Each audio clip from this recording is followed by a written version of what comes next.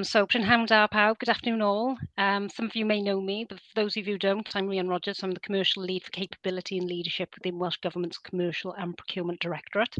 We're really fortunate today to be able to share with you a three-part series led by Commerce Decisions, and this is the second in the three series. And Commerce Decisions, those of you who know Commerce Decisions, have been a large part of Welsh procurement for a very long period of time. Last week, some of you may have joined us and would have seen Alistair and Drew share their experiences on shaping effective evaluation criteria. In this Lunch and Learn episode, we'll be looking at how we deliver best value for money through our procurement processes. So Drew, just before we kicked off, was telling us that he's been working on some interesting projects this week. So who knows, we might get something hot off the press. And actually, it's extremely timely for us in Welsh public procurement with the Procurement Act and the changes that are on the way, that we will have a greater focus on most advantageous tender. So I'm sure Drew will touch on that in today's session. At the end of the session, I'll highlight where you can find the recording of the previous. But for now, I'll hand over to Alistair and Drew. Thanks both. Excellent. Thanks, Rhi. Thanks very much. And yeah, good afternoon, everyone. Thanks for joining us.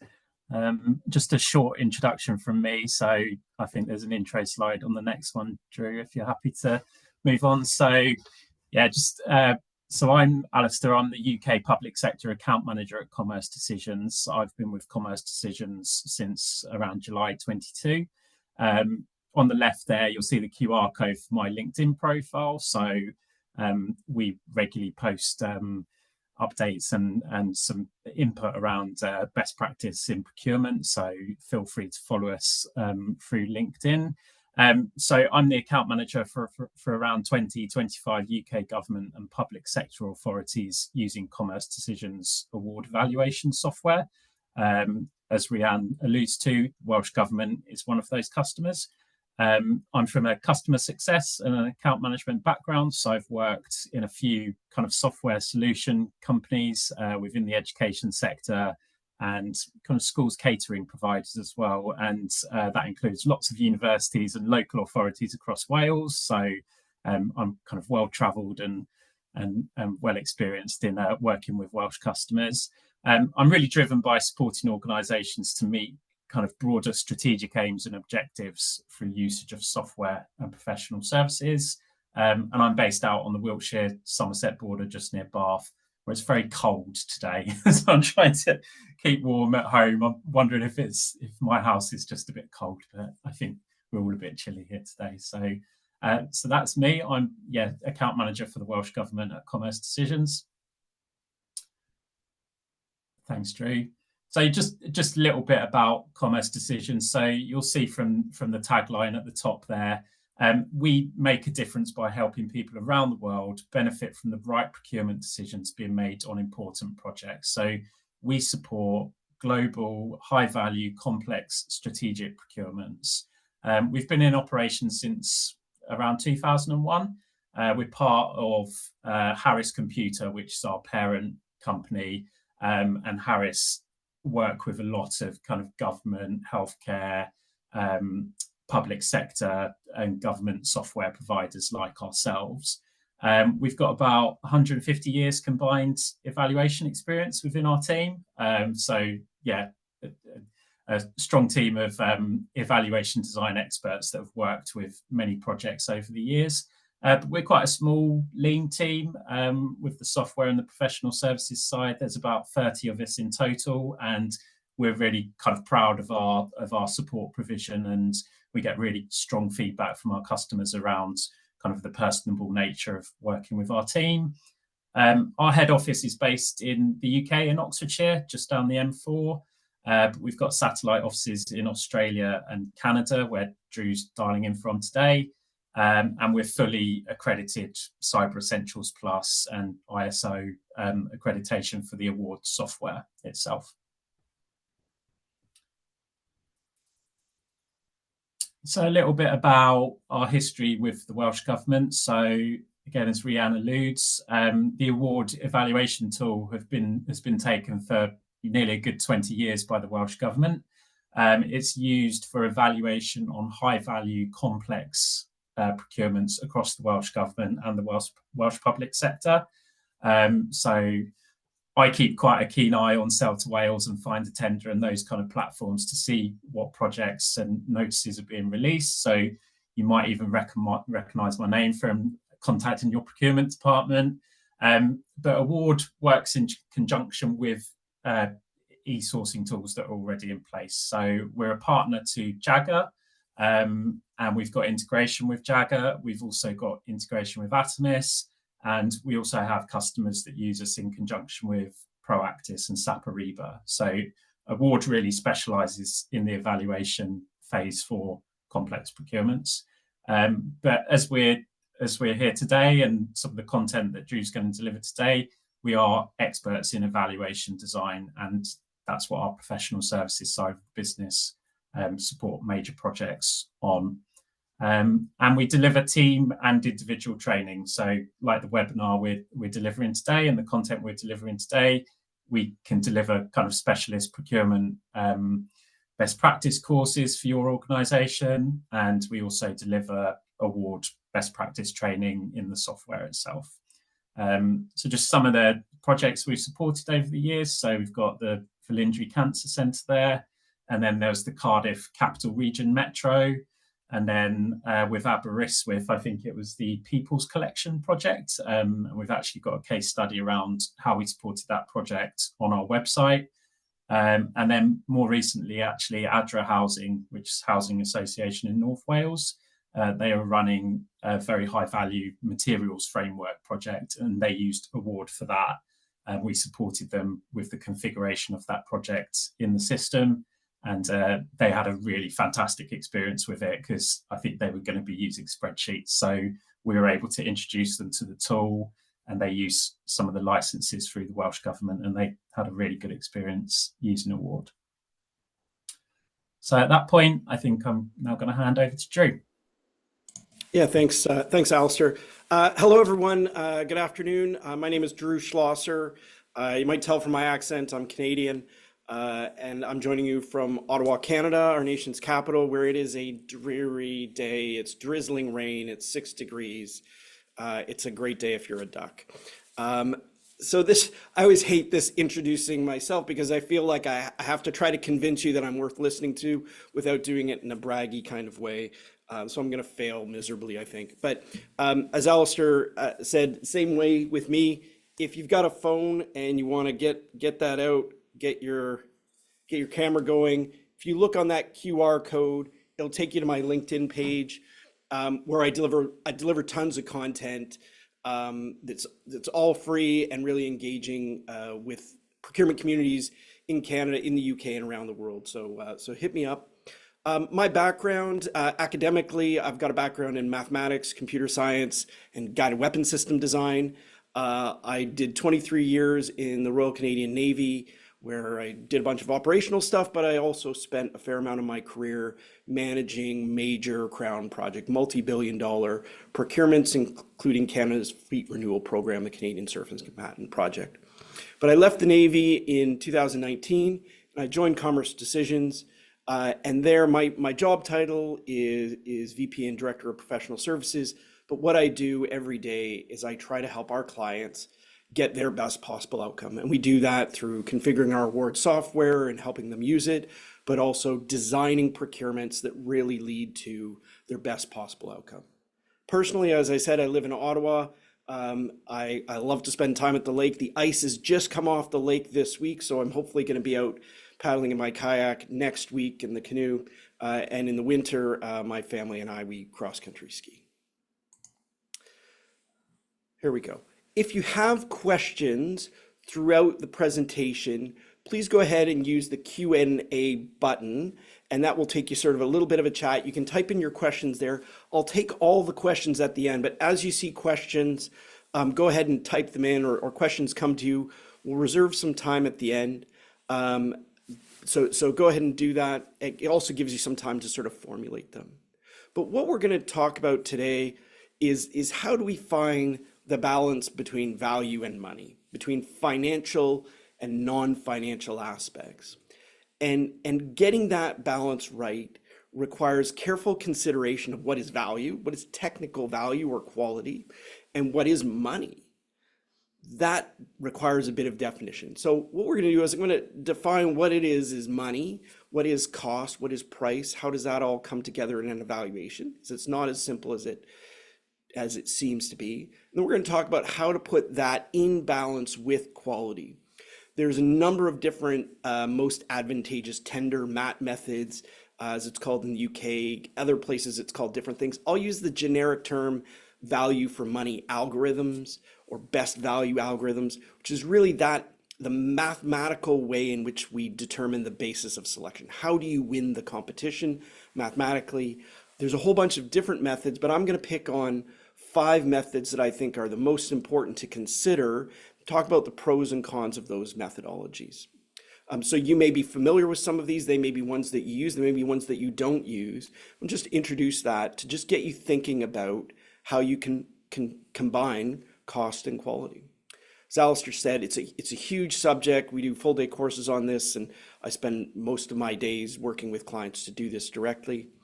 So we are really just going to sort of give you the wave tops, but hopefully something practical and pragmatic you can take away from this and apply to your next procurement. Here we go. So the first question we always sort of ask is, well, why do we even need to determine value for money? Well, there's a bunch of reasons. First of all, we need to find a mathematical basis upon which to make our decision of who we're awarding the contract to. It needs to be clear, it needs to be transparent, and we need to be held to account for that decision. We want to remove the risks of bias during the competition, and we actually want to allow bidders to self-evaluate and determine for themselves in advance what they think a winning proposition to us will be. The more information we can give bidders about what we really want and what the best possible outcome is, the more likely it is that they're going to give it to us. We also need to make comparisons between bidders of high quality and high cost and low quality and low cost, and find through a basis of selection, through that math method, how we're actually going to make that decision.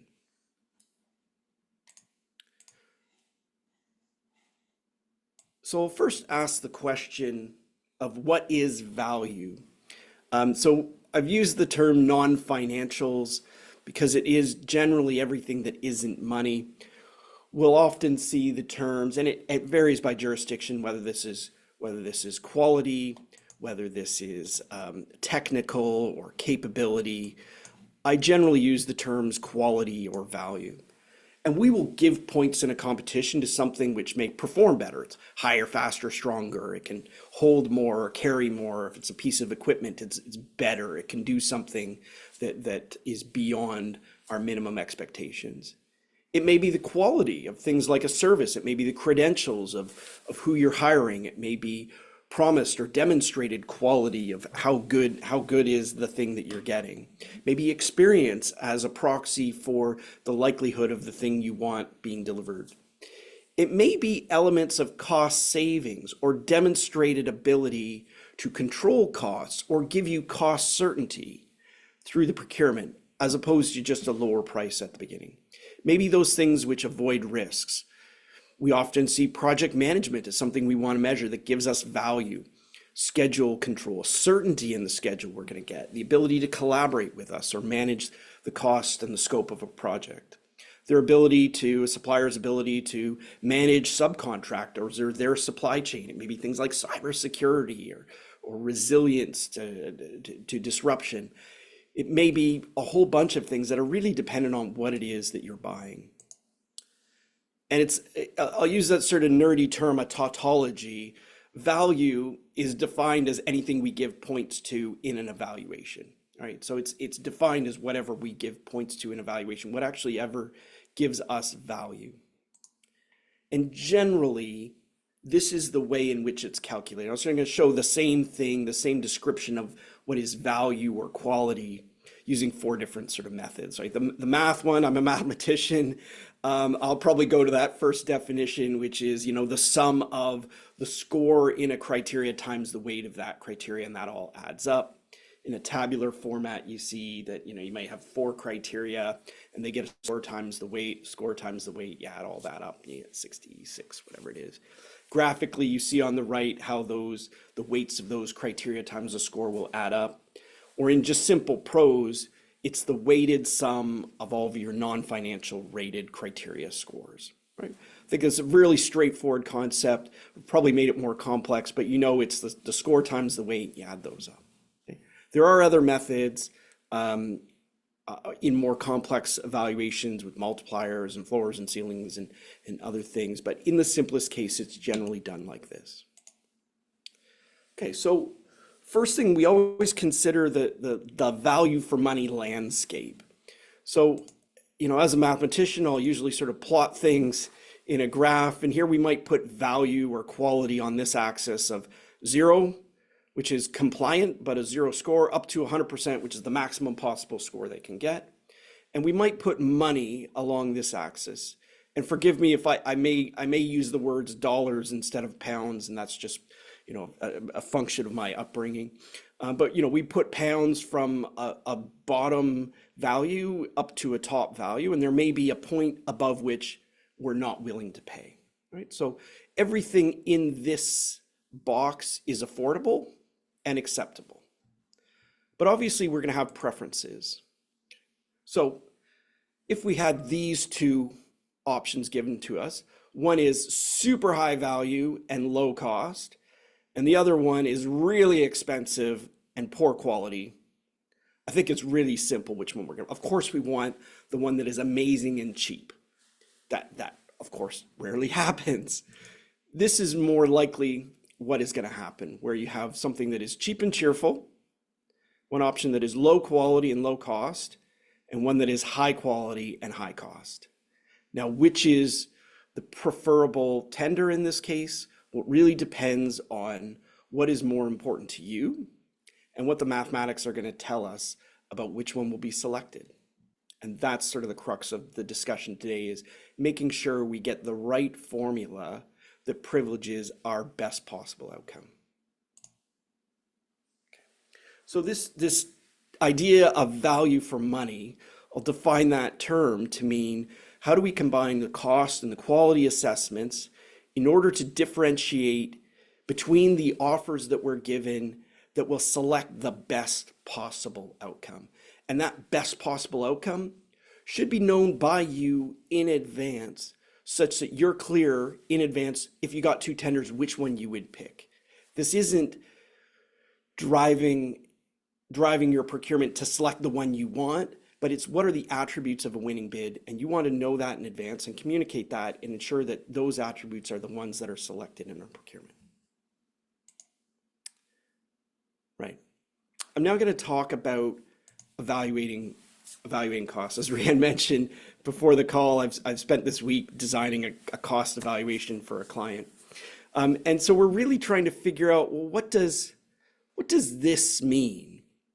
And when we're designing our cost evaluation, there's a number of factors we need to consider, because it's usually not super straightforward.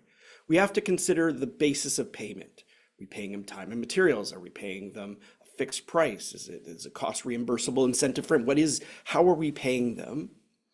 What types of costs to evaluate? We want to be systematic in our cost evaluation. How do we aggregate more complex costs into something which represents a single figure? We want to give them templates, and we also want to consider what is our basis of estimate, and I'll show you what I mean by that. So I'm going to define 3 terms. These 3 terms, I've never seen them defined in any of the Canadian literature or British literature around what is a specific definition of these terms. So I'm going to define them. The difference between price, cost, and evaluated cost. Price is the financial information that the bidder provides. And in its very simplest case, it is like, you're going to buy this pen. This is the price tag that is on the pen. Now, maybe it includes VAT. Maybe it doesn't. In Canada, it wouldn't include taxes. You'd go to the till and you'd pay more than what it says on the sticker. In the UK, in most of Europe, it includes taxes. So, but what does it include? So the pricing information provided by the bidder might be the rates, it might be fixed fees, it might be the price tag, it might be elements of cost reimbursable and framework models, it might be ceilings or profit limits or markup percentages. All the information that the bidder provides is their price or pricing. The cost is different than that. The cost is the amount of money that you reach deep down into your pocket and actually pay. That might be done in terms of where do you draw the line in determining that, but it's rarely the exact price that it is in the contract, right? Like as the example I use of you may have to pay tax, you may have to consider the transport charges or your internal costs, or how do you allocate that to the project or the program. Some cases it is as simple as the price, but not always, right? Particularly when there is uncertainty in the cost. If you're asking for rates, but you're not sure of how many hours of that service you're going to use, you'll do an estimate for the purposes of evaluation, but that won't necessarily be what you actually pay. What you actually are going to evaluate is the evaluated cost. So the evaluated cost is the result of the algorithm that you tell bidders you're going to use that takes into account their pricing information and other information that you provide. So that may be, we're going to take their base costs, their rate per hour, and we're going to multiply that by 1,000 because we imagine we're going to use 1,000 hours of that service. Now we may use 800 and we may use 1,250. We don't know. We tell bidders we don't know, but the evaluated cost would be their rate times 1,000. And that gives us a constant and consistent basis against which to measure potential bids. We also want to start to think about, in more complex procurements, there is the tender price. I mentioned the authority costs. Like, would you consider transport costs if you had to go pick it up and they were in different locations? You may want to consider whole life costs. You may want to even start to consider things like risk adjustment. And in longer term contracts, there are different ways to consider the economic conditions of a bid. And is it net present value or is it run out costs? So there's different ways to do that. When you get into those more complex procurements, you may have some standard ways to do that, but seek advice in how that would be done. So the universal model I tend to see for what we mean by evaluated cost is we take the bidder's pricing information. So they're going to give us pricing information around fixed costs. So this might be a fixed monthly fee. It might be fixed prices. And that would be what we would pay for a defined asset or defined deliverables, services that are all defined for which they can give us a fixed price. Okay, so it might be a monthly fee that's constant, or it might be a fixed price. We will then also take into account the variable costs. And these are the costs for goods and services where we might get markup percentages or a unit rate. Like, we're going to buy pencils and we'll pay $5 per pencil, £5 per pencil. It's a pretty expensive pencil. And we'll ask for a unit rate. Services, likewise, we may have a percentage markup for overhead on that. We may have hourly rates or daily rates for particular service categories. And that needs to be multiplied by a scale, an indicative number, an estimated hours, defined scenarios of how we would then arrive at an evaluated cost. So not every procurement has every element of this. Some procurements have simply fixed costs. Some procurements have simply, a service-based contract might have simply service rate hours and an estimated scale. And the more complex procurements often have all of these elements together in different ways.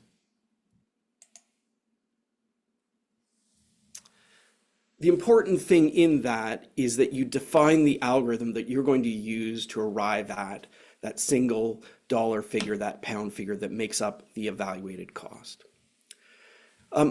You have the chart. If you go back and watch the video, or you can grab a screen, take a screen grab of it now. Some different basis of payment methodologies, and what are some pros and cons of those? If you pay somebody by the day, they're never in a rush to finish. If you pay them by the piece or by the task, you need to have somebody working for you to certify that they've done what they're supposed to have done. And if you pay somebody by the fixed price, you're going to spend all of your time arguing with them about changes, additions, details, what's in scope and what's out. No method is better than the others. You just have to consider which type of risk you want to carry and what's most appropriate, and what is your ability to monitor or control the risks inherent in that basis of payment.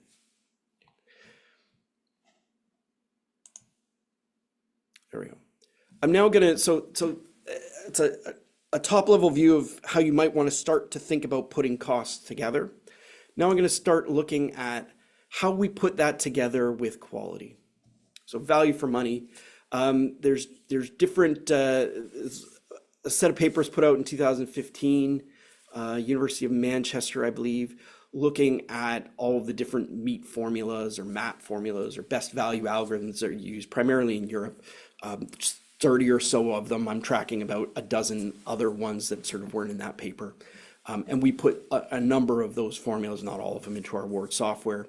Some are very unique and bespoke to a particular, organization or a place that uses that in very specific circumstances. But in general, this is sort of the topology of best value algorithms that are out there, right? And we tend to separate them from, so we have cheapest acceptable, I'll talk about that, and best affordable. We have best value algorithms where cost is weighted or where cost is not weighted, and where cost has a weight in the formula. What that means is the amount of influence that cost can have in the procurement is defined. Cost has a weight. It's 35%, it's 80%, it's 60%. It has a percentage weight that defines how much it can influence the outcome of the competition. And there are best value algorithms where cost does not have a weight, where it's unlimited in its ability to influence the outcome. I'll show you an example of that. And within weighted cost evaluation methods, there are ones where cost is scored relative, so generally proportional to cheapest or weighted prorated, where a bidder's score is dependent on how it relates to other bid score, generally the cheapest. And there are ones where there's an absolute score. So if you were at the session last week, and if you weren't, go watch the video, where we have an absolute score. We define in advance how many points you will get for what level of evaluated cost. Okay, so I'm going to talk, the ones that are circled are the ones that I'm going to go through. As I said, there are other versions of these that we can talk about. Here we go. Oh, an extra slide in there. The first one we're going to talk about is probably the one many of you will be familiar with. It's sort of generation 2 procurement, and it is used on probably the most used value for money algorithm out there. I'm not even sure I call it a value for money, but it is the cheapest compliant. So a bidder, we are going to define what is the minimum acceptable quality. If bidders go over that, we don't care. We don't privilege that. And we simply assess their evaluated cost, and we pick the one with the lowest evaluated cost. We may have to assess the quality for compliance. It may be complicated, but simply we want the one that has the lowest evaluated cost, regardless of any other attributes beyond minimal compliance. Very straightforward, easy to use, entirely applicable in a wide variety of procurement cases, and there's nothing wrong with it. There's nothing wrong with cheapest compliant when used in the right way. The other end of the scale is best affordable. And best affordable is where you determine exactly how much money you're going to spend. You'll determine your maximum cost. So you'll define a ceiling cost. I am going to pay $100,000 for this. I'm going to spend, what's that, 67,000 pounds on this procurement. That's how much I'm writing a check for that amount of money. And I'm going to pick the solution which is the best quality for that price. So the price is fixed and it's the quality that is variable. Now you may have a compliance line, and you may also have to verify that the costing that they're giving you arrives at below your threshold. But if anybody could do it cheaper, that doesn't sway you in your decision. You simply are picking the best for a defined set of money. In general, you are going to spend that money because it would be foolish for a bidder to come in anywhere below that. certainly in the case where you have a defined budget, where you really just want the best you can get for that money, it's an entirely appropriate. And we're seeing more and more of this, particularly in defense procurements, where they're publishing a budget and they're trying to get the best they can for that budget. Right. The next methodology I'm going to talk about is weighted prorated, proportional to cheapest. It goes by a bunch of different names. I generally call it weighted prorated. And you see the mathematical algorithm here for it, where the bidder's score is determined by their technical score, their quality score times the weight of quality. That's straightforward enough.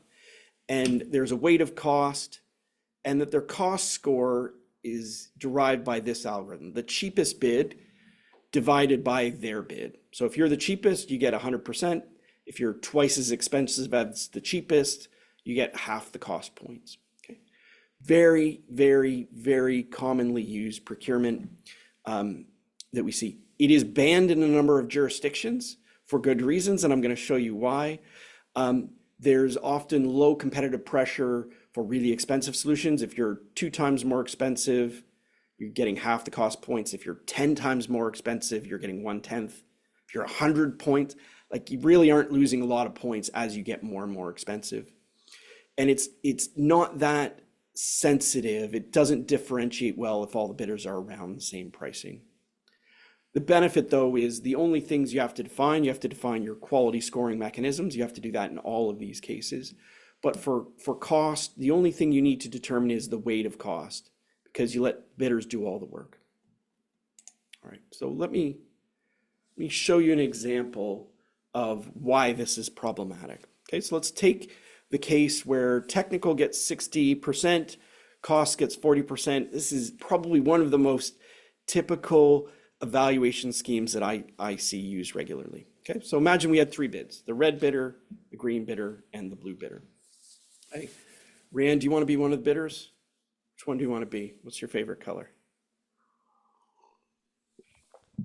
Go on, I'll take green. You better not be testing my maths. I'm just going to say, don't test my maths on screen. You're gonna, perfect. This was not set up. So let's say Alistair is the red and I'll be the blue. So we submitted these tenders. The cost evaluations were done. Those are the technical scores.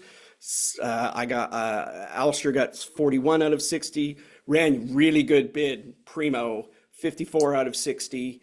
And I've got a terrible bid, 32 out of 60. But I'm cheap, so I'm $40 million. Rand, you're $80 million, and Alistair, you're $50 million. So I'll save everybody the public embarrassment of doing math. So I'll be the one embarrassed. So I'm the cheapest, so I get all the points. So I get 40 out of 40. Cost is weighted 40. Okay, so I get all the cost points. Rand, you're twice as expensive, so you get half the points. Okay. Alistair, okay, a little bit tricky. You get 4/5 of the points. So 80% times 40 gives you 32. Okay, so everybody happy with that? Yeah. All right. So my overall score, 32 technical plus 40 gives me an overall score of 72. Rand, 74, looking good. So 54 quality, 20 out of 40. Really, that quality is making up the difference here, 74 out of 100. And Alistair, you get 73 out of 100. Really close competition, y'all. And I'm proud to say, congratulations, Rianne, you're the winner. Except that my company's become insolvent. I was about to say you can't afford me. We've gone out of business. Alistair made a complaint about my compliance, and it was found that my bid was non-compliant.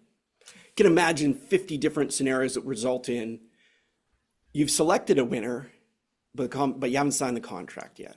So let's say now I'm out of the competition. Do we have a problem? So Rianne, we've already celebrated you, but I'm not in the competition anymore. So Alistair, you're the cheapest. So Alistair, you get all the cost points, 50 out of 50. You're the cheapest, you get all the cost points. Technical scores haven't changed. Rand, you're now 5/8 times 60, so 40, so you get 25 out of 40. Starting to get nervous yet? Alistair, you get 81 out of 100, and Rand, you get Rand, I'm going to need you to give that contract back, because I'm going to give it to Alistair now. Doesn't feel very good. I mean, I'm just looking at your face reaction. It says it all. There are 3 significant problems with this MAT method, this basis of selection. I'm not sure if it's used in Wales. I see it used very often in other places. First of all, is rank reversal. What we just saw is who wins the competition can change. It doesn't do a good job of differentiating on cost. So, Rand, you were twice as expensive as I was. That's a lot. And really didn't lose a lot of points for it. And also, if I wanted to really win, I could put in a suspiciously cheap bid, or it can even open you up to opportunities for collusion, because maybe I'm in cahoots with Alistair, and I might pull my bid in order to make sure that he won. So I might put it in, see how things go, and then pull my bid. So you can open yourself up to collusion. But most importantly, you don't know in advance as a bidder which of those is your best possible outcome. So imagine, Rand, that you could have offered the buyer either the red or the green solution. You had 2 different solutions. You didn't know which one would you know to offer. Well, it depends on whether I was in the competition or not. And I never had a hope of winning the competition anyway. So bidders are going to have to guess what their best possible solution is. And as the buyer, you don't know what your best possible solution is. Like, your best possible solution depends on whether I was in the competition or not. Okay, so really, really problematic, and encourage you to reconsider using that. All right. I'm going to talk about now a more complex value for money algorithm, but one that I feel addresses most of the shortcomings of weighted prorated and avoids some of those issues. And this is absolute scoring of cost. Okay, so how we arrive at the winner is that we have a quality score times the weight of quality. That's all the same. And then we have a function. So again, that sort of mathy term that translates an evaluated cost into a cost score. And we multiply that by the weight of cost. Okay, so we have to do a few things. A little bit harder here, in that we have to understand where we think the likely costs are going to be. You know, what's the highest score, what's the lowest score that we're going to get. So let me show an example here of what that might look like. Okay, so in a really straightforward example, we might consider that we expect the bidder's costs between 100 and 150 million pounds, dollars, whatever it is, dollar. Yeah. So that's where we might expect to see bidder's costs.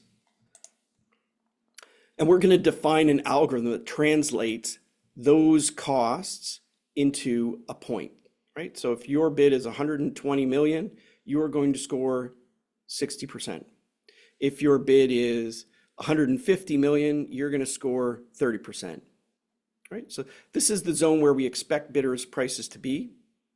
This might be the zone where, if it was the only offer on the table, or if it was really, really amazing, I might take it, but I don't really like it. It's more than I really want to spend, but it would be acceptable. There may be a range where we even have a compliance line that bids over that price. Sorry, we're not going to issue you a contract. Unacceptable costs. And there's a zone at the bottom, which is a bit of our buffer band. We don't really expect to see bids below that, but we want to make sure we leave a few points such that if a bidder could get below that level, that if our estimates of what the cheapest is are wrong, that we could actually still get bids in that range. So we would publish this in advance of the procurement, so bidders would know. They know how we arrive at their evaluated cost, and they know how many points they would get for that evaluated cost in advance of the procurement. So let me show some more examples. So I showed you the simplest version of this, which is a straight line from your lowest likely cost to your affordability limit, or the highest expected cost. But there's more complex versions of that. So you can put it on a curve where, as it gets more expensive, you're taking points off quicker. So it's sort of marginal benefits. We also see, this is probably the one I use most often, which is where it's 2 straight lines or 3 straight lines, meaning you're willing to pay up to a certain point, And then after that point, it really, really better be good. And I think this actually represents how most of us spend money in life. Imagine you're buying a house. I don't know what house prices are in Wales. In Ottawa, house prices are sort of between 500,000 and $1 million. Your budget might be 750, and you want the best house you can get for 750. You're probably not even looking for anything less than 500. So you want the best house you can get for your money. You might be willing to stretch to 850, but it better be good. Better be right next to the schools, better be a cafe around the corner, a pub up the street, close to the bus and the local transport, and your mother-in-law lives close but not too close, right? So we might stretch, but our feeling towards spending more money really changes at a particular point. And that's what that kind of algorithm, that kind of scoring function really starts to communicate to bidders. There we go. All right, so let me give you a numerical example to help you work through this. So imagine we had a procurement where, here we go, technical gets 60%, cost gets 40%, and this is the cost scoring algorithm that we provided to bidders in advance of the competition. So here we go. You can see along the bottom that if a bid is less than 80, it's going to get all the cost points, so it gets 40 points.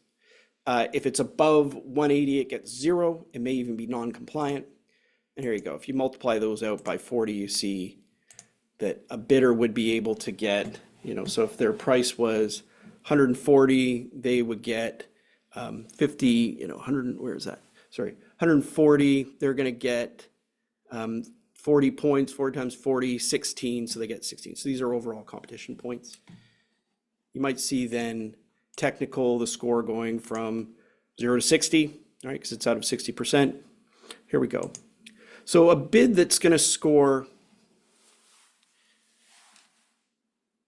30 points technical, so 50%, 30 points technical, and has a cost of 120 million is going to score exactly 54 points. And actually everything along this line, if you check carefully, scores exactly the same. We call this a line of indifference, meaning, or an ISO line, meaning that every bid along this line is of equal value to you. You don't care. You would be fine with any of these options because mathematically they all are exactly the same to you. Okay? So bidders anywhere on that line would score exactly the same. You can imagine a bid now that was slightly better. So maybe it has a lower cost, so you can score more points by having the same quality and scoring lower, or you can be better quality for the same price, or anywhere along this line. You can imagine this, I think this line is 58. So anywhere along this line, bidders, any bid on that line, the blue line, is better than all the bids on the green line. Okay? This just helps you visualize what a winning procurement might look like. Right. So I could probably talk about that all day, but I'm going to shift now to a different value for money algorithm. And this is a non-weighted method. Okay, so this is where the influence of cost does not have a limit in the procurement. Okay, so this is called real value for money. This is a method that Commerce Decisions pioneered with Ministry of Defence UK. They call it willingness to pay. We call it RVFM, where the bidder's score is determined by their quality score. It doesn't even have to be out of 100. Generally it is, but it doesn't have to be, minus their cost divided by a figure that we call the COPPUS, the cost of 1 point increase in score. So it's a factor. So for every dollar, we're going to take off, every £1 million, we're going to take off 10 points. Because we've determined that technically a 1 point increase in score from a technical score of 80 to 81 is worth $1 million to us, or $1,000 to us, or £1,000 to us. And so we're able to equate a 1 point increase in score to a dollar figure, a pound figure, and then we're simply taking off points based on that scaling factor. The winner of the competition is the highest score, and it can be a negative number. And so that's an attribute of this methodology that some people are like, hold on, the winning bid scored minus 132.7. How does that make sense? Well, all the other bidders were lower than that because we've taken off more money. Benefit is the influence of cost is not limited by a weight. And we can dial this in to protect against either very poor quality or very expensive bids. It's hard to do both. There's another method that you can do to protect against both. It's a little bit more complex. But the one thing that the evaluators have to establish in advance is this coppice. And so if you imagine we're taking off 1 point for every 1,000 pounds or 1 point for every 3,000 pounds, it's going to have a very different influence on the competition. And again, you publish this and bidders will know what it is that they're being scored against. Okay.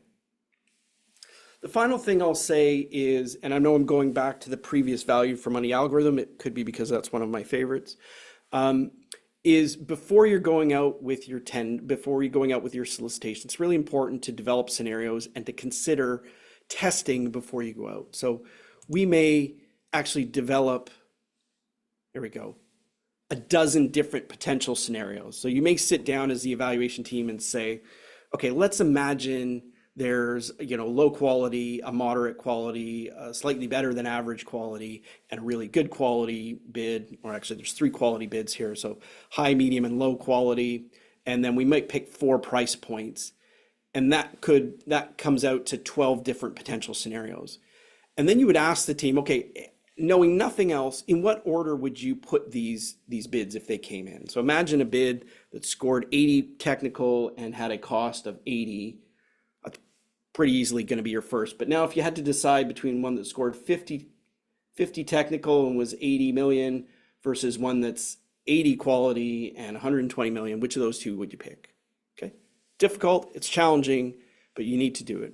And let's say the numbering here represents the ordering in which you would prefer these bids. And you notice there's some ties. So actually like 3 and 3, those two would be equivalent. Like if we had those two, we couldn't pick. Okay. So now, based on, the benefits of this is you can actually get all the stakeholders, you can compare actual scenarios. You don't really need to do anything special to do this. It's very easy to do it. But you also have to get everybody to agree on, those 2 number 3s, are they actually the same? But then what we're going to do is we're going to actually then test it. So let's test a set of weights. So let's say it was 60-40. We may find then that the 60-40, if you see these lines of indifference, let me go back one, apologies. If you look at the lines of indifference, you see that actually the number 3 bid here is above the line with the number 2. And actually these 2 number 3s aren't on the same line at all. What that tells me is that weight set of 60-40 doesn't work. It actually doesn't result in the ordering of bids as we had desired. So we've got to try something different. So that doesn't work. Let's consider a different weight set. In this case, let's switch it, and it's 40-60. And you may have to try a number of different ones, and you'll sort of slowly see that dialing in where, okay, in this case, it does work. See, the 2 number 3s are on the same ISO line. The 2 5s are on the same ISO line. The 2 9s. In this case, that weight set will give you the ordering of those outcomes. It's important to use that as a test to make sure that if that is your preferred ordering of the outcomes, that the evaluation will give you that as a result. Okay, so that's the purpose of this, is to do a bit of testing, come up with some test scenarios, put them, order them in your preference, put them into your value for money algorithm, see which order they come out in. And if it doesn't result in the ordering that you prefer, go back and change something. Don't change your preferences. Right. So as we're wrapping up, there's a couple of questions in the Q&A. If you have more questions, now's the time to start to formulate those. When we're really trying to find this balance between cost and everything else, between cost and quality, we want to consider what our acceptable zones of cost are, whether we're going to publish a maximum budget or whether we have a maximum acceptable cost. We want to consider the pros and cons of different value for money approaches or MAT methods. If we're using a scoring function, make sure that reflects how you actually feel about spending the money. And is it really, I just want to give points for the one that's the cheapest, or can I articulate how much more I'm willing to pay for better? Want to use scenarios to test it. There's some we want to make sure we're protecting ourselves against unaffordable solutions. And are we incentivizing bidders in the right way to give us the best possible outcome? Again, some QR codes here to take you to 3 of our white papers that talk about value for money and different ways to do the RVFM formula and the pros and cons of different methodologies. If you do want to know more, there we go. Whoops. If you do want to know more, that's our emails. You can hit us up on LinkedIn or by email or go through Rhiannon and her team to talk more about different methods and the pros and cons of those and what they can really do for you as a procurement community. Okay, that's it for the presentation. I think we'll go to questions now. Yeah, there's a few Q&As. So I think the first one, Drew, came in from Rebecca. So do you have any recommendations for what basis of payment to use for agile digital delivery? In general, I would use a time and materials. And the reason I say that is in agile procurement, in general, you don't know what the solution is in advance, right? So you're co-developing that solution, and you're allowing for that to vary over time because it's a journey of discovery you're taking with the supplier or the suppliers. So I always ask myself, who's best placed to control the risks, or is that risk shared? So if the risk is well and truly shared, like you don't know how much of their time or effort they're going to need, and they don't know, and they couldn't know because you don't know, that would lead me to a time and materials or a rate-based contract. You could do that for the first 2 to 3 years and then transition into a fixed price if it was like a continual kind of delivery thing. Or you may do time and materials up to a certain point, at which point you can, and the solution is then firm, you can then move into a fixed basis of payment at that point. Okay. It really depends on the procurement, but if the risk is being shared, then I would also have a basis of payment that reflects that sharing of the risks. There's fancier ones like CRIF for target cost incentive frameworks, but in general, I would stick with just a time and materials. Okay, so we've got another question come through that says, does publishing the budget result in higher commercial responses? That's a great question. I'm smiling because I get this one all the time. Like, does it actually result in, yes, so there is a risk if you publish the budget and you've only got one bid and it's lousy. And you're going to walk away from that wondering if you could I have gotten this for cheaper? So yes, that is a risk. I mean, that's definitely a risk. I think, publishing a budget can be done in a number of different ways. So if you say, do a best affordable, that's definitely a risk, right? And I would only do that if you were really sure that there was a robust and active bidding community, right? If you've never done this kind of thing before, you want to go into that fairly carefully. Publishing the budget can also look like, let me just show you here. Publishing the budget can also look like this. Let's see if PowerPoint's going to work for me. In one way, providing an absolute scoring function is publishing a budget, but also allowing competitive pressure, right? So if you only have one bidder, there's never any competitive pressure. If there's one bidder and they know they're the only bidder, like do something different, right? Go into a sole source, go into, negotiated rates, do something totally different. You know there's one bidder and they know they're the only one. There's no competitive pressure on anything, so forget it. But if you have multiple bidders, then there is still competitive pressure. A procurement like this, an evaluation like this is publishing a budget, meaning, hey, I'm not going to pay any more than 180. Like, sorry, that's non-compliant. Are you going to get all the bids here? Possibly, depending on what you're asking and how you give out technical points and what your balance of cost and quality is. But certainly, if bidders can give you a more winning solution at a lower price, there is that trade-off of value for money that they can get. And your best solution, if I go back to these sort of ISO lines here, may actually be,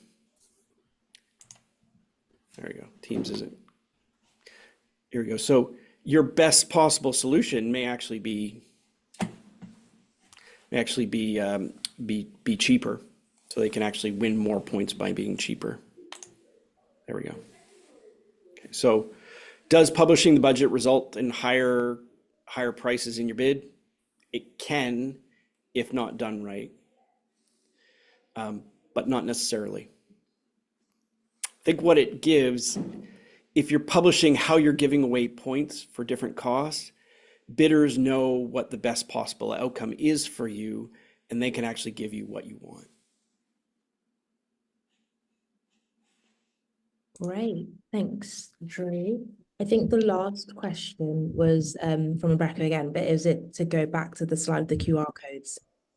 Oh, I can do that.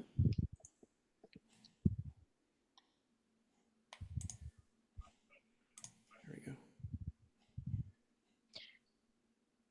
If you're happy to share those, Drew, as well, we can circulate them with the attendees on the call today, so we can always do that as well. Of course. Okay, great. I don't think there are any further questions. So that brings us to the end of this week's session. And I've got to be honest, I've taken away a lot from that. And I've never seen charting used. So that's a takeaway for me from this session. And I'm, it'd be good to see it used in the future because I think it's a much stronger method. In terms of obviously next week, I think you'll be providing us another session next week, Drew. I don't know if you want to give us a quick overview of that for those on the call. Oh, yeah. Next week, we're talking about how to improve objectivity when using qualitative evaluation techniques. So if you came to the first session, I talked a lot about qualitative techniques, right? So traditional techniques of like giving giving 1 point per year for every year of project management experience has all kinds of problems because we often measure the wrong things. And so we're seeing this global trend emerging of qualitative techniques, confidence-based techniques. The challenge with those techniques is you want to make sure that it's not just like, hey, what did Alistair think about that bid? We want it to be objective, right? Qualitative is good, qualitative is fine, objective is good, subjective is bad. So we want to avoid subjectivity, opinions, translate that into judgment. And there's 3 things you need to do to make your qualitative evaluation techniques objective enough to really make sure you're getting the right thing and you're avoiding successful legal challenges. So that's what next week's all about. And I mentioned last week, I think we've all been part of those procurements where we're trying to steer people away from previous experiences when they're trying to evaluate. So yeah, next week's will be a brilliant session. So those on the call, that's next Thursday at 1 o'clock. And you can see the QR link now that's on the screen that will take you directly to the booking pages and the events pages to get onto next week's session. So if there are no further questions, we will close today's session. But thank you all for attending, and thank you again to Drew and Alistair for such a brilliant session. So we look forward to seeing you all next week.